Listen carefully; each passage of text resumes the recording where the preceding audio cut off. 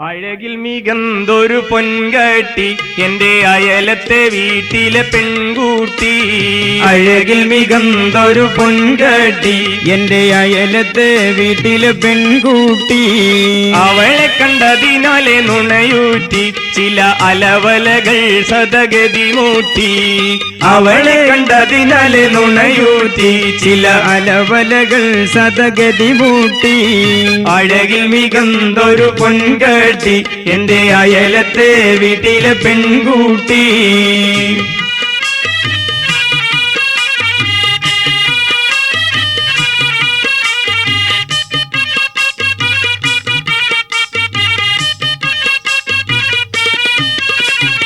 ഇവളെ എന്റെ അയൽവക്കത്ത് താമസിക്കുന്ന പെൺകുട്ടിയാണ്. വണ്ടർ ബ്യൂട്ടിഫുൾ ലേഡീസ്, അതായത് വളരെ ഭംഗിയുള്ള കുട്ടിയാണ്. പക്ഷേ ഇവളെ പല അലവലകളും കണ്ണു വെച്ചിട്ടുണ്ട് എന്നാ ചരിത്രം പറയുന്നത്. അലവലകളും അതായത് മീൻ പിടിക്കണ വല അല്ലല്ല, ഇറച്ചി പിടിക്കണം. എടാ, അലവലകൾ എന്ന് പറഞ്ഞാൽ സാധാരണ നെയ്തുണ്ടാക്കുന്ന വലയല്ല. അലവല എന്ന് പറഞ്ഞാൽ ഇവിടെയൊന്നുമില്ല, ഇല്ല. ഇതിന്റെ 10 മൈൽ പരിസരത്തൊന്നുമില്ല. അലവലകൾ ഒരു 4 ആളുകൾ എന്റെ നാട്ടിലുണ്ട്. ഇവരെ പറ്റി കൂടുതൽ പറയുകയാണെങ്കിൽ ബാപ്പ നയിച്ചുകൊണ്ടിരുന്ന ചോറ് ഓസിയായിട്ട് അടിച്ച് ഉമ്മാന്റെ കയ്യിൽ നിന്ന് 50 പൈസയും വാങ്ങി രാവിലെ തന്നെ അങ്ങാടിക്ക് ഇറങ്ങി സിഗരറ്റിന്റെ കൂട്ടത്തേക്ക് മുന്തിയ സിഗരറ്റ് വിജയ് ഒരു 2-3 വാങ്ങി. മുന്തിയ സിഗരറ്റ് 8 3 കിട്ടണ്ടേ, മനസ്സിലായ?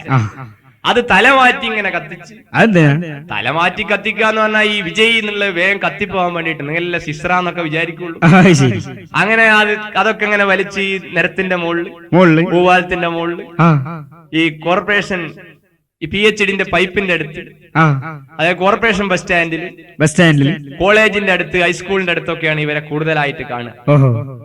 ഇവർക്കുള്ള മെയിൻ തൊഴിൽ എന്താണെന്നറിയാം? ഇല്ല. ആരാന്റെ പെൺകുട്ടികളെ കാര്യമൊന്നുമില്ലാതെ വഞ്ചാര അടിച്ച് മാനസിക രോഗികളായിട്ടാണ് ഈ ഹംക്കുകൾ മരിച്ചു പോവുക. അങ്ങനെയുള്ള പല കമ്പനികളും നമ്മളെ ഈ കുട്ടിനെ നോക്കിയിട്ടുണ്ട്. പക്ഷേ ഒരു വലയിലും നമ്മളെ ഈ പെൺകുട്ടി ഇന്ന് വരെ വീണിട്ടില്ല. ഇവന്റെ അയൽവക്കത്തുള്ള കുട്ടി ആയതുകൊണ്ട് നന്നാക്കി പറയല്ല. പിന്നെ ഈ അലവലകളെ മാത്രം കുറ്റം പറഞ്ഞിട്ടും കാര്യമില്ല. ഇവളെ ആര് കണ്ടാലും ഒന്ന് നോക്കും. കാരണോളെ പ്രായ സൈസ് വളരെ കുറഞ്ഞ പ്രായമുള്ള നമ്മളെ പെണ്ണിന്, അതായത് 1.5 വയസ്സുണ്ടാവും. എടാ, 1.5 വയസ്സ് എന്ന് പറഞ്ഞാൽ മുലകുടി പ്രായല്ലേ? സ്ത്രീകളെ ആര് കണ്ടാലും ആകർഷിക്കുന്ന ഒരു പ്രായം. ആ പ്രായത്തിനെ പറ്റി പറഞ്ഞു കേട്ടു. ചെറിപരുവം 16 നല്ല ചേലുള്ള ചെമ്പകപ്പൂവാണ്. ചെറുപരുവം 16 നല്ല ചേലുള്ള ചെമ്പകപ്പൂവാണ്. കുളിർ കോരിച്ചൊരിയുന്ന കിളിയാണ്, വല്ല കുരുത്തക്കെടിളക്കിയാൽ പുലിയാണ്. കുളിർ കോരിച്ചൊരിയുന്ന കിളിയാണ്, വല്ല കുരുത്തക്കെടിളക്കിയാൽ പുലിയാണ്. അഴകിൽ മികന്തൊരു പൊൻകട്ടി എന്റെ അയലത്തെ വീട്ടിലെ പെൺകുട്ടി.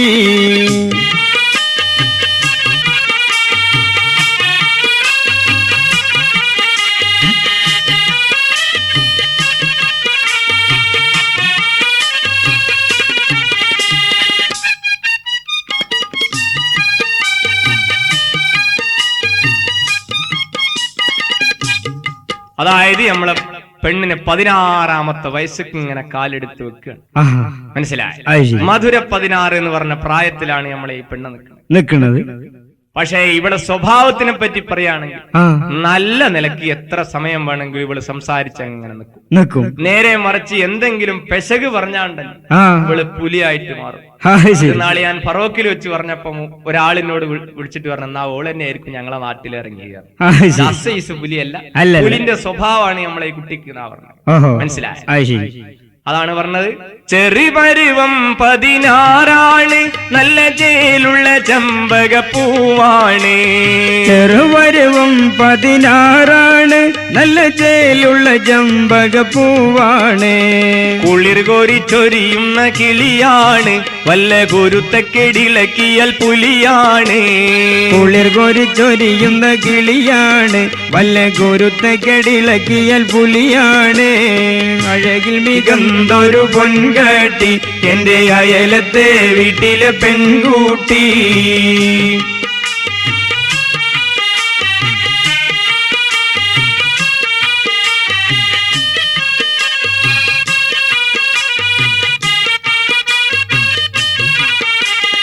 എന്റെ അയൽവക്കക്കാരിയായ ഈ പെൺകുട്ടിയെ സാധാരണ ഒരാള് കാണാറുണ്ട്. അത് ജനകാരം ഞാൻ കാണുക എന്ന് പറഞ്ഞാൽ അതിൽ വലിയ പ്രസക്തി ഒന്നുമില്ല. എന്റെ കാണൽ ഞങ്ങൾ അയൽവക്കക്കാരാണ്, ഞങ്ങൾ അങ്ങോട്ടും ഇങ്ങോട്ടും പോകുമ്പോഴും വരുമ്പോഴും ഒക്കെ കാണലുണ്ട്.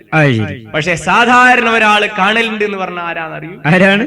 അതുവഴി വരും ഒരു വ്യാപാരി, വളസുറുമയും ചീർപ്പുകൾ കണ്ണാടി. അതുവഴി വരും ഒരു വ്യാപാരി, വളസുറുമയും ചീർപ്പുകൾ കണ്ണാടി. പലവിധ പൊരുളുകൾ ബഹുമോടി, തല ചുമടറ്റി വരും ബിസിനസ് തേടി. പലവിധ പൊരുളുകൾ ബഹുമോടി, തല ചുമടറ്റി വരും ബിസിനസ് തേടി. അഴകിൽ മികന്തൊരു പെൺകട്ടി, എന്റെ അയലത്തെ വീട്ടിലെ പെൺകുട്ടി.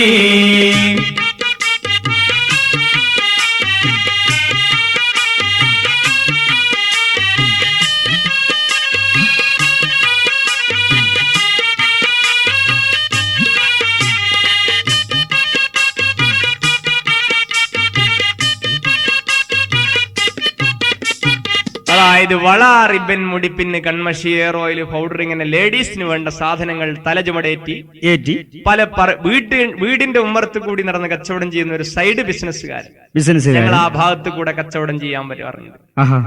ഈ വളക്കച്ചവടക്കാരൻ ഈ പെണ്ണിനെ സാധാരണ കാണാറുണ്ട്. പെണ്ണ് വളക്കച്ചവടക്കാരൻ അങ്ങോട്ടും കാണലുണ്ട്. പക്ഷെ രണ്ടാൾക്കും ദുരുദ്ദേശമൊന്നുമില്ല. അതായത് പ്രേമല്ല എന്നർത്ഥം. കാരണം ഈ വളക്കാരങ്ങനെ പ്രേമിക്കാൻ നിൽക്കൂല. കാരണം ചെല്ലിനോടത്തൊക്കെ പെൺകുട്ടികളെ കാണും, അവിടെയൊക്കെ പ്രേമിക്കാൻ നിന്നാൽ ഈ വള ഇടക്കിടക്ക് ഉടഞ്ഞിട്ടില്ലെങ്കിൽ തന്നെ ഓലെ ആങ്ങളമാരെ അത് ഉടക്കും. ഇത് പേടിച്ചിട്ട് ഈ പാവങ്ങൾ മനസ്സിൽ വല്ല ഉദ്ദേശം ഉണ്ടെങ്കിൽ തന്നെ പുറത്ത് കാണിക്കാതെ ഇങ്ങനെ നല്ല നിലക്ക് ഇങ്ങനെ നടക്കലാണ്. മനസ്സിലായ? വളക്കാരെ പറ്റി കുറ്റം പറയല്ല, മനസ്സിലായ? പക്ഷേ ഈ കഴിഞ്ഞ വലിയൊരു നാള് വന്നപ്പോ ഒരു സംഭവം ഉണ്ടായി. കഴിഞ്ഞ വലിയൊരു നാള് വന്നപ്പോ ഈ പെണ്ണിങ്ങനെ ചിന്തിച്ചു, പടച്ചോനെ, നാളെ നേരം വെളുത്താ വലിയ പെരുന്നാളാണ്. എന്റെ പ്രായക്കാരൊക്കെ ഇപ്പൊ വളട്ടു. എന്റെ അടുത്ത് പൈസ ഇല്ലാഞ്ഞിട്ടല്ല, ഞാൻ ഇട്ടിട്ടില്ല. കാരണം ഞാൻ ആ വളക്കാരനെ കണ്ടുമുട്ടിയില്ലല്ലോ, നമ്മളെ സ്ഥിരം കുറ്റിയാണല്ലോ എന്നുള്ള നിലക്ക് ഞാൻ കാത്തു നിന്നതാണല്ലോ ചിന്തിച്ച് പല വളക്കച്ചവടക്കാരും അവിടെ വന്നുകളെങ്കിലും കൂടി ഇവരെടുത്തൊന്നും ഈ പെണ്ണ് വള വാങ്ങിയിട്ടില്ല. ഇയാള് വന്നാ വാങ്ങണം എന്നുള്ള ഉദ്ദേശത്തിൽ ഇങ്ങനെ കിടക്കുകയാണ്.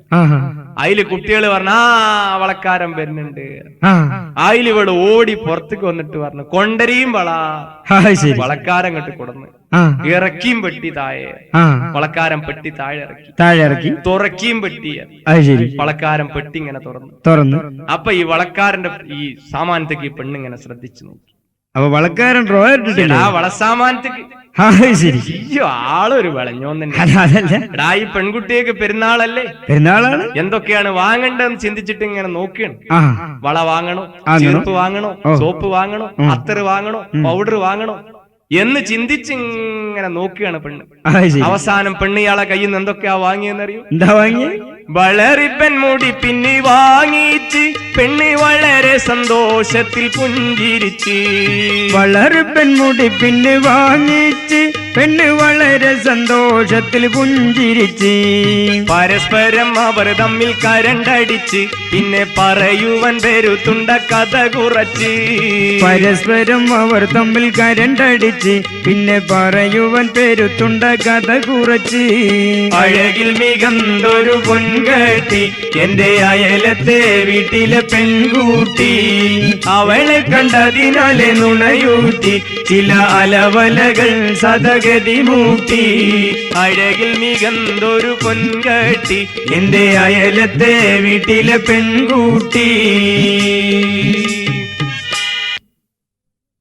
എന്താ ഈ പറഞ്ഞ കരണ്ട് അടിച്ചു?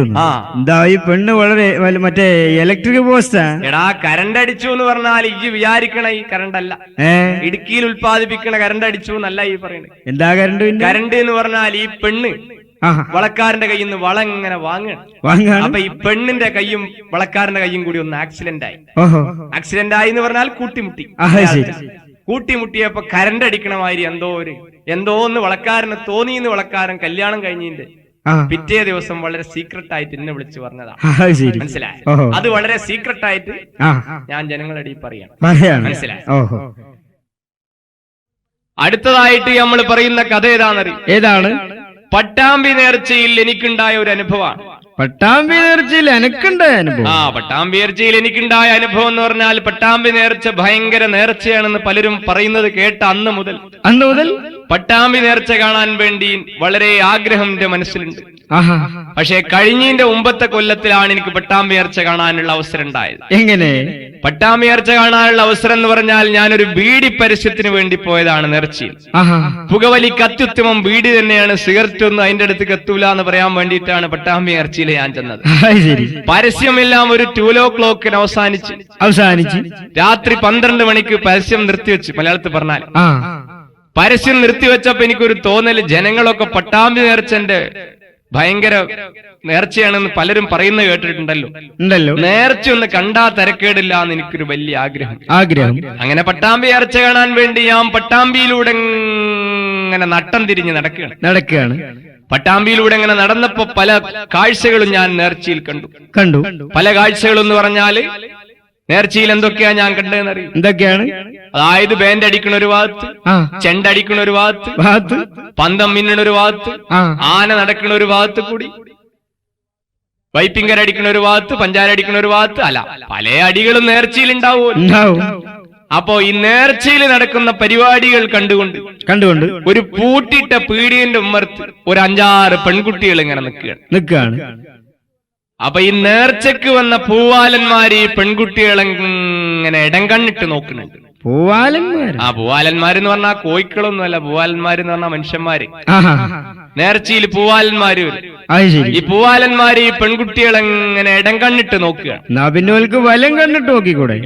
ആരാന്റെ പെൺകുട്ടികളാണ് അങ്ങനെ വലം കണ്ണിട്ട് ഡയറക്ടർ ആയിട്ടാണ് നോക്കിയിട്ടുണ്ടെങ്കിൽ സംഭവം വഷളാവും. കാരണം എന്താന്ന് ചോദിച്ചാൽ, ഈ പെൺകുട്ടികളെ വാപ്പാരോ കയ്യൂക്കുള്ള ആങ്ങളമാരോ അവരെ എളാപ്പാരോ ആരെങ്കിലും നേർച്ച കാണാൻ വേണ്ടി അവിടെ വന്നിട്ടുണ്ടെങ്കിൽ നോക്കുന്നവർക്ക് വല്ലാതെ അവിടുന്ന് പേക്കൂല. അതുകൊണ്ടാണ് ഈ ഇടം കണ്ടിട്ട് നോക്കാൻ കാരണം. മനസ്സിലായ? അപ്പൊ എല്ലാരും ഇങ്ങനെ എത്തി വലിഞ്ഞ് നോക്കണ്ടപ്പോ ഞാനും ഒന്ന് നോക്കി. അപ്പോഴാണ് ഈ മനോഹരമായ കാഴ്ച ഞാൻ കണ്ടത്. പട്ടാമ്പി നേർച്ചയിൽ ഞാൻ കണ്ട സംഭവത്തെ പറ്റി പറഞ്ഞു കേട്ടേ.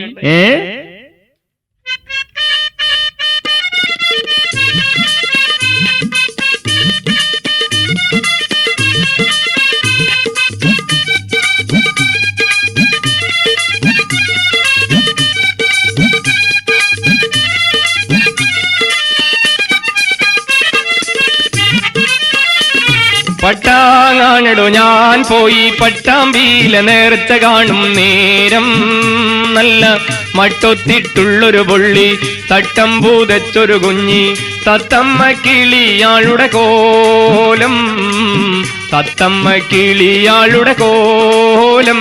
പട്ടാങ്ങാണിടു ഞാൻ പോയി പട്ടാമ്പിയിലെ നേർച്ച കാണും നേരം, നല്ല മട്ടൊത്തിട്ടുള്ളൊരു പുള്ളി തട്ടം പൂതച്ചൊരു കുഞ്ഞി, തത്തമ്മ കിളിയാളുടെ കോലം, തത്തമ്മ കിളിയാളുടെ കോലം.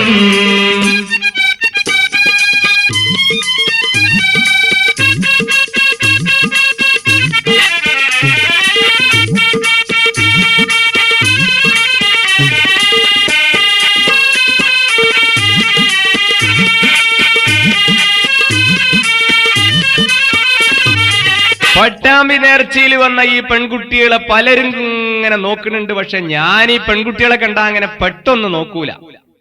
മലപ്പുറത്ത് തല്ലിട്ടീന്റെ ശേഷം നോക്കൽ നിർത്തിയല്ലേ? എടാ, തല്ല് കിട്ടിയത് ഇങ്ങനെ ജനങ്ങളടിയിൽ പബ്ലിക്കായിട്ട് പറയരുത്, ഇന്ന ആളടിയിലിട്ട് വഷളാക്കരുത് എന്ന് പലതവണ പല സമയത്ത് പല സ്ഥലത്ത് വെച്ച് എന്നോട് ഞാൻ പറഞ്ഞതാണ്.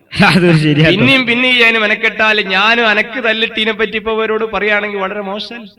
ഇന്നാളാ മഞ്ചേരി ആ ചായപ്പീടിയക്കാരന് പൈസ കൊടുക്കാണ്ടായിട്ട് അയാൾ എന്നെ ഹോട്ടലിന്റെ പിന്നിക്ക് സ്വകാര്യമായിട്ട് വിളിച്ചു കൊണ്ടുപോയി തടിയുള്ള ഭണ്ടാരനോട് തല്ലിച്ചോക്കെ ഞാൻ അവരോട് പറയുകയാണെങ്കിലും വളരെ മോശമാണ്. അത് അങ്ങ് തമ്മിൽ അങ്ങനെ പറയരുത്. തല്ലിന്റെ കാര്യം പറയുകയാണെങ്കിൽ അനക്ക് കിട്ടിയത് എനിക്ക് പറയാണ്ടാവും, എനിക്ക് കിട്ടിയ അനക്കും പറയാണ്ടാവും.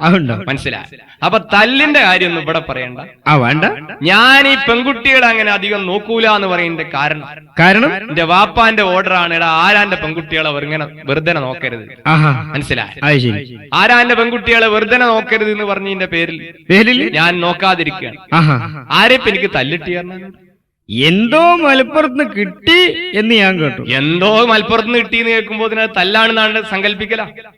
അല്ല, അവിടെ ട്രഷറി ഉണ്ട്, ചിലപ്പോ ലോട്ടറി കിട്ടിയതാണെങ്കിലും മലപ്പുറത്ത് നിന്ന് പലതും കിട്ടും. അത് തല്ലാണെന്ന് അത്ര പെട്ടെന്ന് സങ്കല്പിക്കാൻ പാടില്ല. എന്ന് കിട്ടിയെന്നാ കേട്ട്. എന്ന് കിട്ടിന്ന് ചോദിച്ചാൽ ഇപ്പൊ ഡേറ്റ് പറയാൻ എനിക്ക് ഓർമ്മയില്ല. കിട്ടിന്ന് പറഞ്ഞ മലപ്പുറത്ത് നിന്ന് എനിക്ക് തല്ലല്ല, മലപ്പുറത്തുനിന്നൊന്നും എനിക്ക് തല്ലിട്ടിട്ടില്ല.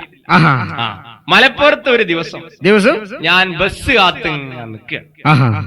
ബസ് കാത്തിങ്ങനെ നിന്നപ്പോ ബസ് വരാൻ കുറച്ച് സമയമുണ്ട്. ഞാൻ അവിടെ 9 മണിക്ക് എത്തി. 11:15 മറ്റോ ആണ് എന്റെ ബസ്. ഈ ബസ്സും പ്രതീക്ഷിച്ച് ഞാൻ കണ്ണൂർ പോകാൻ വേണ്ടിയിട്ട് ഇങ്ങനെ നിൽക്കുകയാണ്. കണ്ണൂർ പയ്യന്നൂർ ഫാസ്റ്റ് പാസഞ്ചർ വരാണ്ട് എന്ന് പറഞ്ഞപ്പോ അതിനെ പ്രതീക്ഷിച്ച് ഇങ്ങനെ നിന്നപ്പോ കണ്ടാലൊരു 17-15 വയസ്സ് പ്രായം തോന്നിക്കുന്ന ഒരു പെൺകുട്ടി അവിടെ ബസ് കാത്ത് ഇങ്ങനെ നിൽക്കുന്നുണ്ട്. ബസ് കാത്ത് നിൽക്കുന്നുണ്ട്. പല ഭാഗത്തേക്കും ബസ് വരുന്നുണ്ട്, പോണുണ്ട്. പക്ഷെ ഈ പെൺകുട്ടി മാത്രം പോണില്ല. പലരും അവിടുന്ന് ബസ് കയറി പോണ് കണ്ടപ്പോ എനിക്കൊരു സംശയം. ഈ പെണ്ണിനെ ഇപ്പൊ ബസ്സിന്റെ ബോർഡ് നോക്കാൻ അറിയാഞ്ഞിട്ടാണോ എന്ന് വിചാരിച്ച് ഞാൻ ഇവിടെ അടുത്തേക്ക് ഇങ്ങനെ ചെന്ന് എന്നിട്ട് ചോദിച്ചു, വേറെ ആർ യു ഗോയിങ്? അതായത് എങ്ങോട്ടാ പോണ് മോളെ? പെണ്ണ് പറഞ്ഞേ, I am going to the Kondotty. ഇംഗ്ലീഷിൽ തന്നെ. അതിലെനിക്ക് മനസ്സിലായി, ഇവക്കും ഇംഗ്ലീഷിൽ എന്റെ മാതിരി നല്ല പാണ്ഡിത്യം ഉണ്ട് എന്ന് മനസ്സിലായി.